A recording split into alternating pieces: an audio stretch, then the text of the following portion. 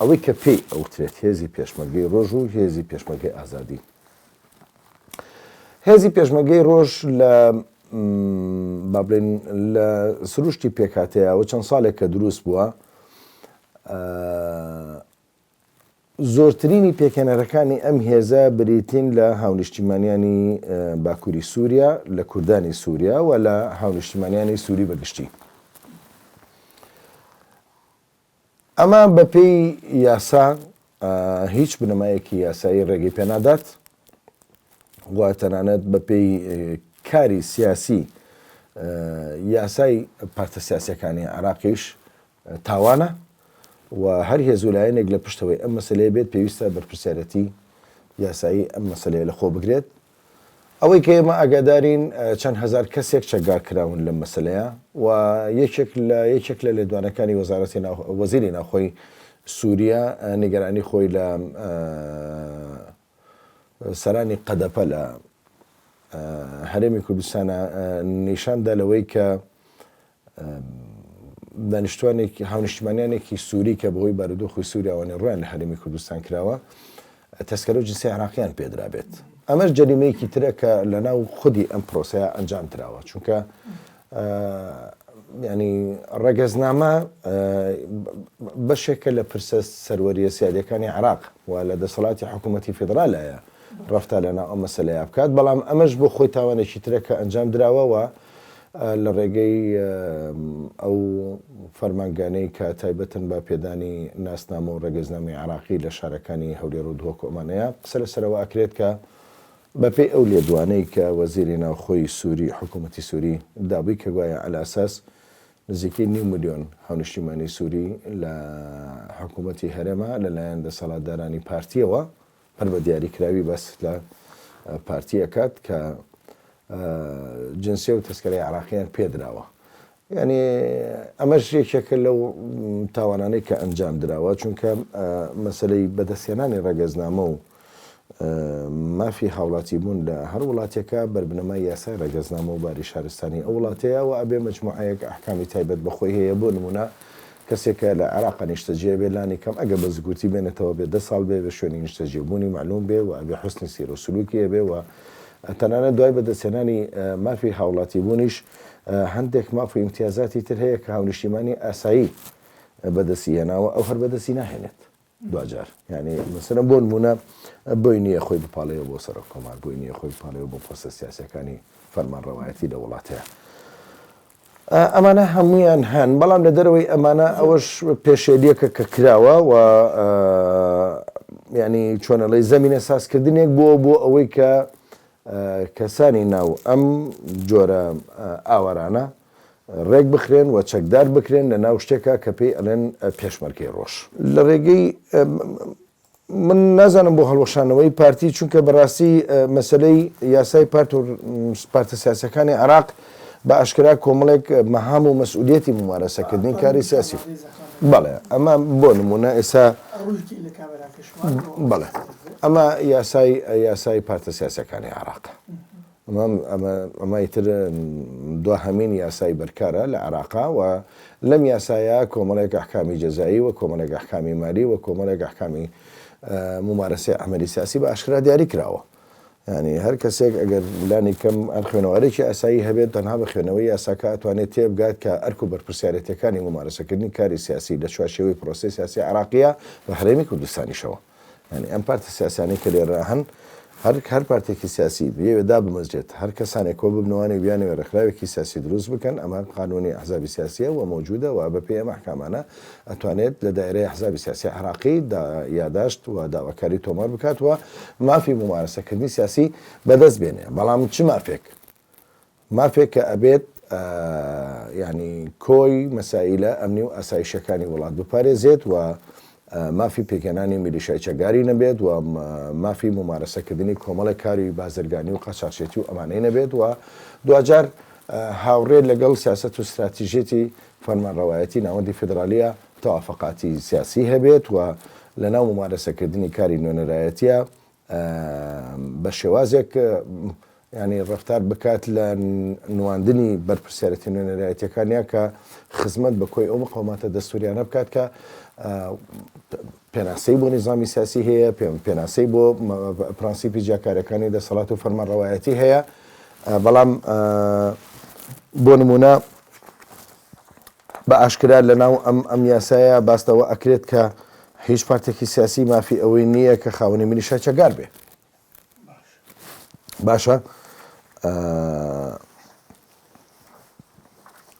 باشە کە تۆ ئەمەت هەبێت، یاخود بۆ نمونە هیچ پارتێکی سیاسی مافی ئەوەی نییە کە پێچەوانەی سیاست و استراتیژێتی فەرمانڕەوایەتی حکوومەتی فیدرال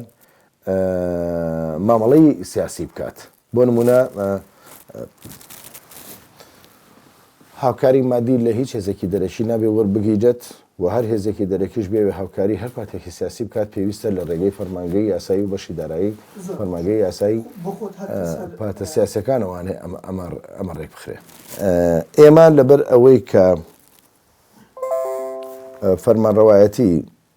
سیاسی لەم هەرێمەیە ئەساسێکی دەستوری نییە و لەناو ئەم بنەما دەستوریە و لەناو ئەم یاسا بنەڕەتەیە پێناسەیەکی دەستوریمان بۆ پێکهاتەی فەرمانڕەوایەتێکە و ئەرک و دەسەڵات و اختصاساتەکانی دانەڕشتووە. لە ماوەی 30 ساڵی ڕابردووە ئەم حکوومەتەی کە بەناوی حکوومەتی هەرێمی کوردستانەوە ڕەفتاری کردووە زیاتر مۆدێلێکە حکوومەتێکی ئێتلافی حیزبی تەقلیدیە. باشە ئەم حکوومەتی ئێتلافی تەقلیدیە حیزبیە لەسەر و هەموو پارتە سیاسەکانی دیکەی تری هەرێمی کوردستانەوە با بڵێن پارتی دیموکراتی کوردستان بە حکمی ئەو هەژمنگەرایی کە هەی بووە بە حکمی ئەو فەرزکردنی نفوزە سیاسی حیزبی کە خۆی هەی بووە تحکومێکی زۆری بە هەڵوێستەکانی فەرمانڕەوایەتی حکوومەتی هەرێمی کوردستانەوە کردووە. بۆ نمونە ڕێگر بۆ لەوەی کە تۆ دەستورێکت هەبێت بەناوی دەستوری هەرێمی کوردستانەوە موافق بێ بۆ دەستوری هەمیشەیی 2005 عراق. بۆ نمونە لەناو ئەم دەستورەیە ئێمە لە غیابی ئەم دەستورەیە نازانین پێناسەیەک بۆ سیستمی سیاسی ئەم حکوومەتە بکەین. ئێمە نازانین ئەم دەسەڵاتە فەرمانڕەوایەتی سیاسی کە هەمانە پەرلەمانیە سەرۆکایەتیە نیمچە سەرۆکایەتیە چ مۆدێلێکیانە. ئەمە یەکە. دووەمیان اختصاسات و سەلاحیەتەکانی دەسەڵاتەکان، دەسەڵاتی قەزاییمان هەیە، دەسەڵاتی تەشریعیمان هەیە و دەسەڵاتی تەنفیزیمان هەیە. یاخود ئەو هەیئەتانەی کە لە پاڵ ئەم دەسەڵاتانەیە حوزوریان ئەبێت بۆ ممارەسەکردنی فەرمانڕەوایەتی. یعنی بۆ ئێمە لە غیابی دەستورە لەحزەیە کاتە پێشەوانەیە پۆستێکمان دروست کردنامانە پۆستی سەرۆکایەتی هەرێم. ئەساسی ئەم پۆستە نازانین لەکوێیە. یعنی هەڵبژاردن ئەنجام ئەدەین لەسەر ئەساسی یاسای هەڵبژاردنی ساڵی 1992 تاکو ئێستا 7 تعدیلاتی بۆ کراوە بۆ هەر خولێکی پەرلەمان مەجموعەیە ئەحکامی تایبەت بەو خولی هەڵبژاردنە ڕێکخراوە. ئەم ئەحکامانە زیاتر لە بەرژەوەندی حیزبی بووە لەبری ئەوەی کە یاسایەکی مەوزون و دامەزرا و کەتیایە مڕاعاتی مەجموعەیەک ئەساسی دەستوری کرابێت و احترامی ممارەسەکردنی حەقی انتخاب و حەقی ممارەسەکردنی انتخابات کرابێت لەلایەن هاوڵاتیەوە. ئەمانە هیچی وجودی نییە. باشە ئەوەی کە هەیە سیستمێکە زیاتر سیستمێکی ئێتلافی حیزبی تەقلیدیە و هەمی سیستمە ئێتلافی تەقلیدیە بەپێی استراتیژێتی حیزبی مامەڵەی کردو نەک بەپێی متەطەلباتی حکومی فەرمانڕەوایەتیەکی ڕەشید و تەندروست. لەبەرەوە لە دۆخێکی ئاوهایە زۆرێک لەو مەسەلانەی کە یعنی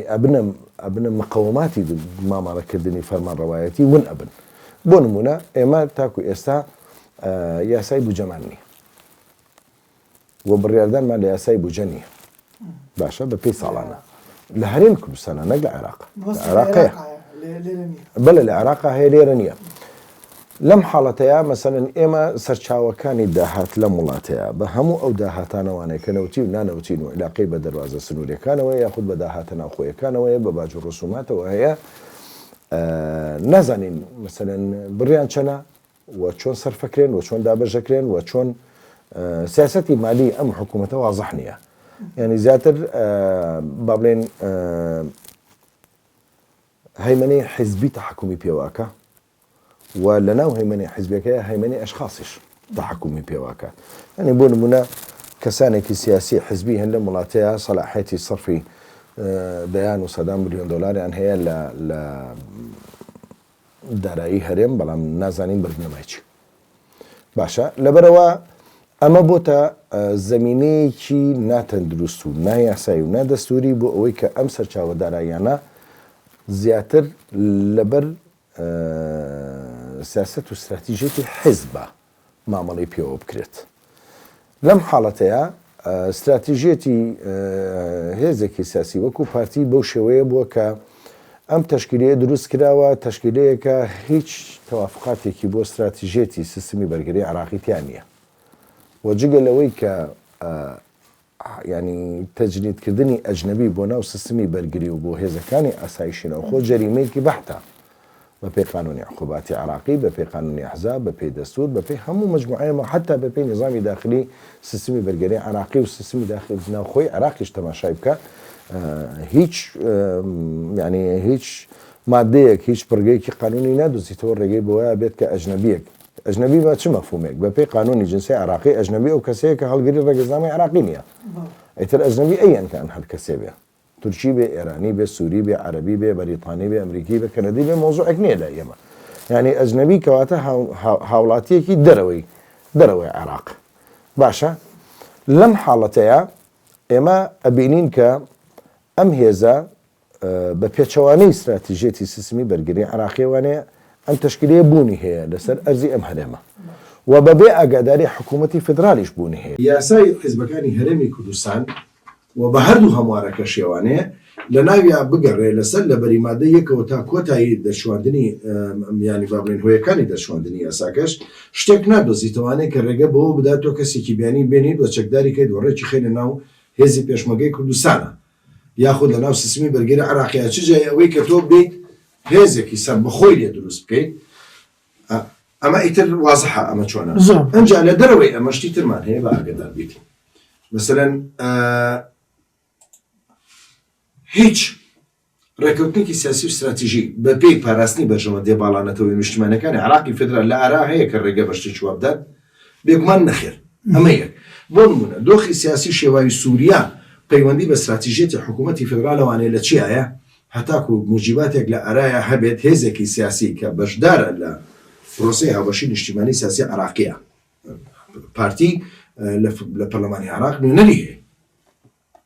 حزبێکی ڕێکە پێدراوە بە پێی ئەحزابی سیاسی عراقی و وەزیر و لە پۆستە سیادەکانی حکوومەتی عراقە بەشدار وەزیری دەرەوەی حکوومەتی فدرال پارتیە جێگیری سەرۆکی پەرلەمانەکەت دکتۆر بەشیر حەداد پارتیە وایانە تۆ لەسەر چه ئەساسێک ئەم هێزە تەشکیل کردووە و دەیان و سەدان وەزاران کەسی سووری تەجنید کردووە و لە هەمان کاتیشە لە میزانەی حکوومەتی هەرێمی بۆ سەرفەکەیت کە من ئەوەندەی ئاگادارم لە ئاخرین لێدوانی فەرمیە و یا بە دووەداچوونە میدیایەکانە کە کراوە مانگی نزیکی 15 ملیار دینار سەرفەکرێت لە کاتێکە تۆ بەس لە ماوەی ئەم ساڵی ڕابردووی 2020 حەوت موچەی فەرمانبەرانی فعلی ئەم هەرێمە نەداوە لە کاتێکە مەسلەی فەرمانبەرانی هەرێم مەسلەیەکە ینی ئەساسی یاسایی و ئەساسی دامەزراوەی خۆی هەیە حقوق و واجباتی بە یاسا ڕێکخراوە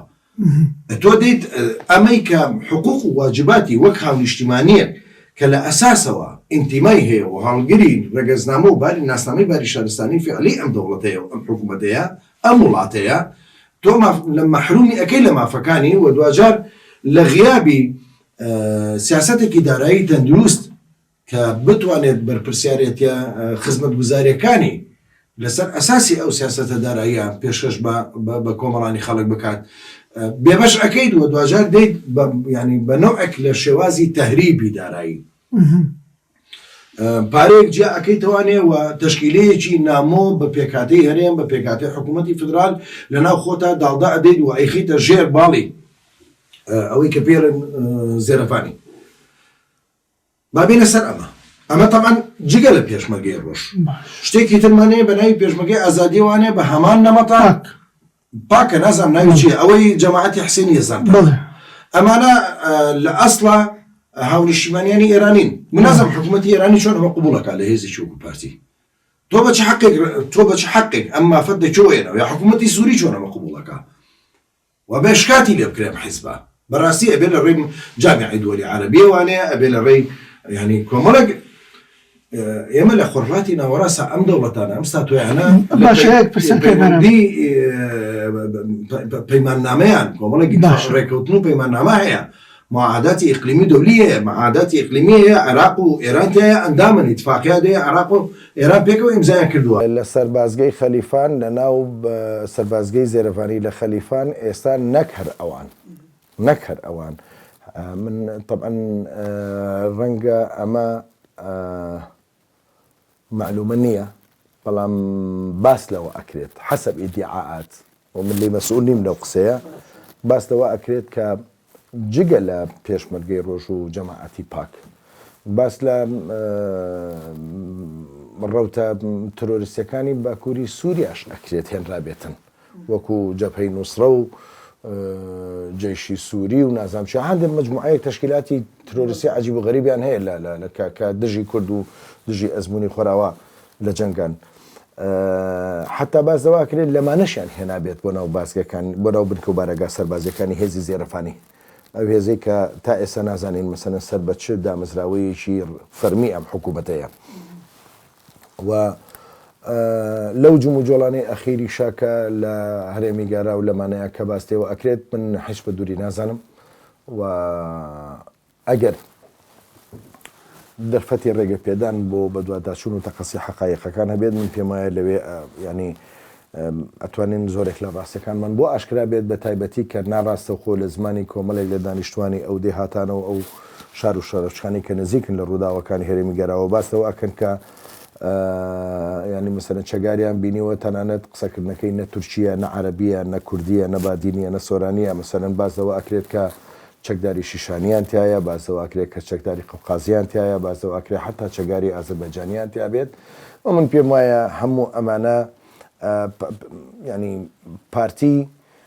ڕەنگە ڕاستەوخۆ دەسیتیایە نەبێت بەڵام دوجار پارتی جێبەجێکاری هەموو تەطبیقاتانەیە کە پەیوەندی بە استراتیژێتی حکوومەتی ئەکە پۆیە لە ئەنقەرا و من پێم وایە ئەرتەشی تورک و هەواڵگیری تورک ڕاستەوخۆ لە پشتی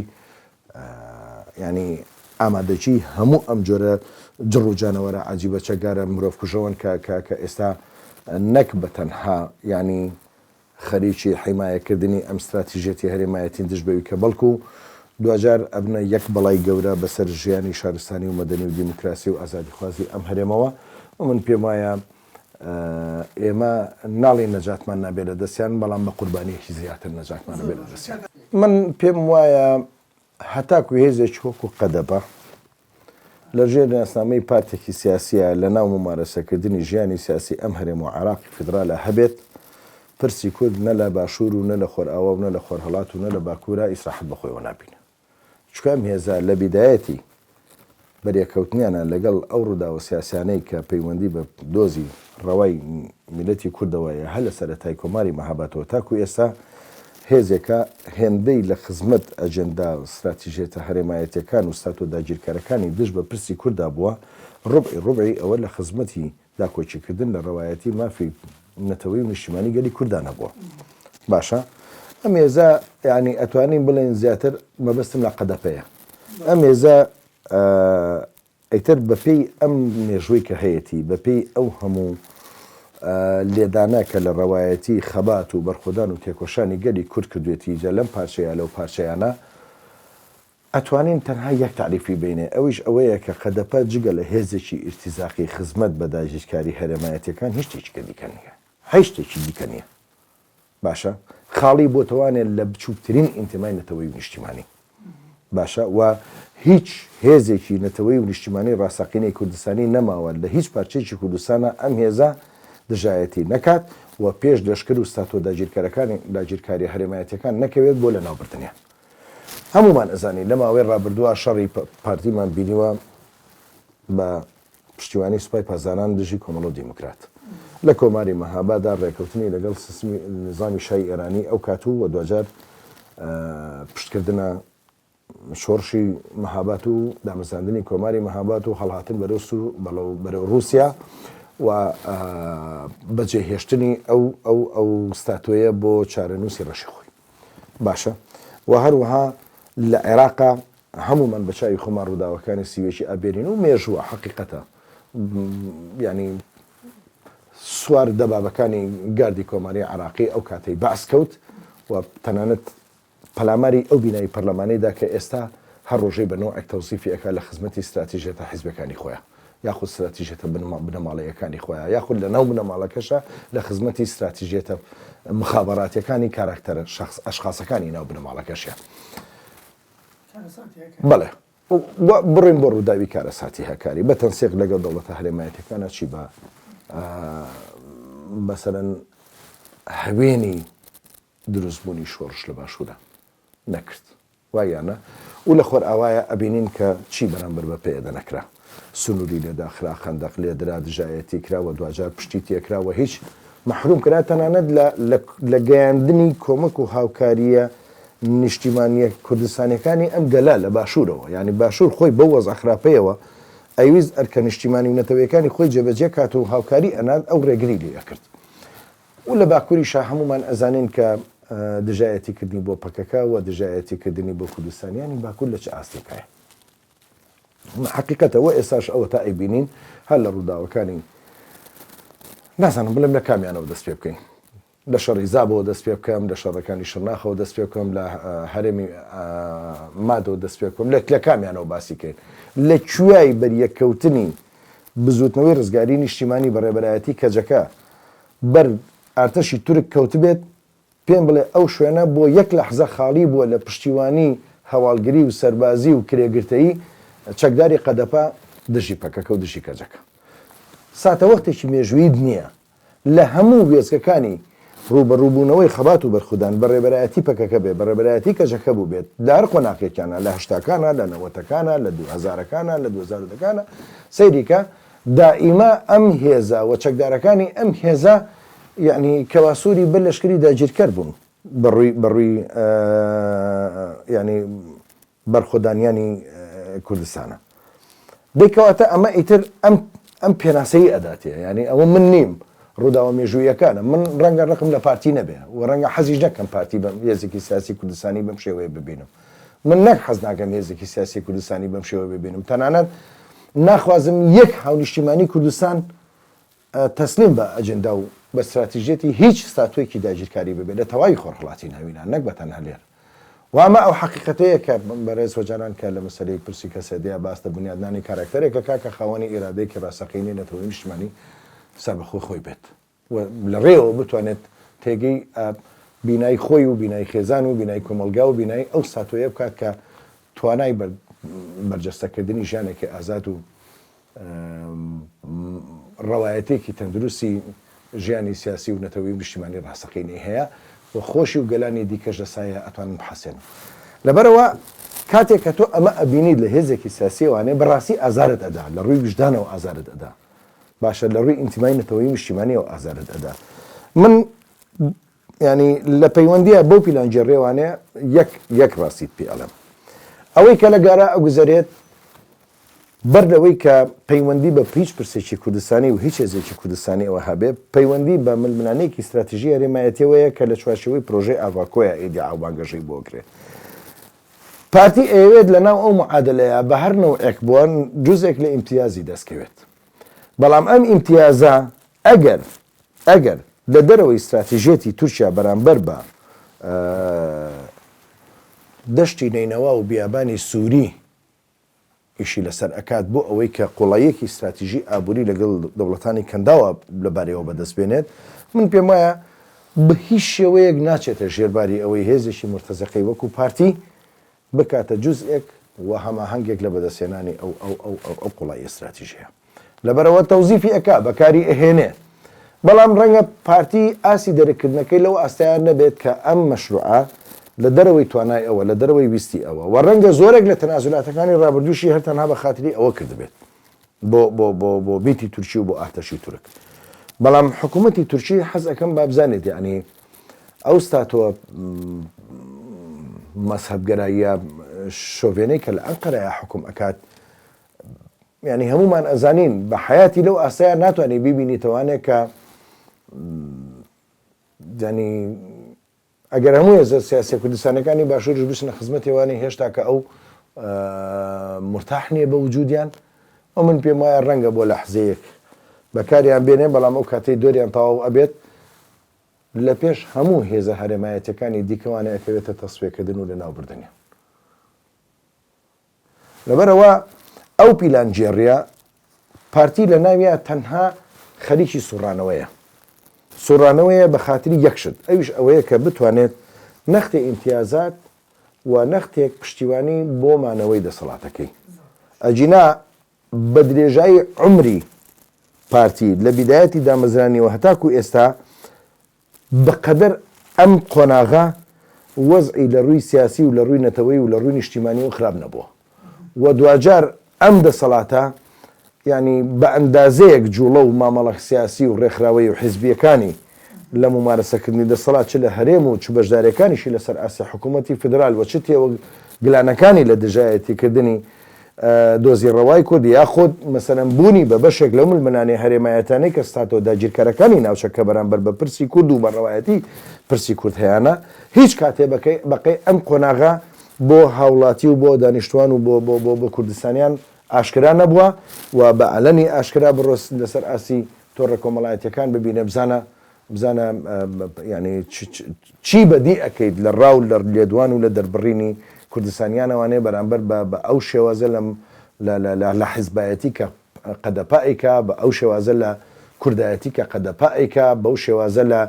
لە سیاست کە قەدەپائیکە بەو شێوەیە لە هاوپەیمانەتی کە یعنی هەموو شتێکی هەرچی عرفێکی ئەخلاقی ئەو کایە هەیە تێپەڕانوە بۆ بە یەک بەڵای گەورە بەسەر ژیانی سیاسیەوە لەم هەرێمەیە بۆ بە یەک بەڵای گەورە بەسەر ژیانی کوردستانیەوە لەم هەرێمەیە بۆ بە یەک بەڵای گەورە بەسەر پرسی کوردایەتیەوە بۆ بە یەک بەڵای گەورە بەسەر ینی ڕێبەرایەتی سیاسی ڕاستەقینەی مەسەلەن پرسی کوردەوە ینی نازانی مەسەلەن ئەم هێزا ئیتر لە پێناویمانەوەی خۆیان ڕەوایەتی بە هەرچی شتێکی ناشرین هەیە ئەیدا لە پێناویمانەوەی خۆیان ڕەوایەتی بە هەرچی جۆرێک ئیرتیزاقی ئەیدا لە پێناویمانەوەی خۆیان لە ڕەوایەتی بە هەرچی خیانەتێکی ئەیدا لە پێناویمانەوەی خۆیان ڕەوایەتی بە هەرچی ینی دوژمنکاریەکی کوردستانیان هەیە ئەیدات کاکە ئەمە حیزبایەتی نییە ئەمە سیاست نییە ئەمە کوردایەتی نییە نقطە سەری دێڕ هیچ تعریفێکیکەی نییە بۆیە پێتی ئەڵێم ئەو پیلانجەڕێک کە باس ئەکرێت موقعی پارتی لەناو ئەو پیلانجێڕەیە ئابەم فۆرمەیە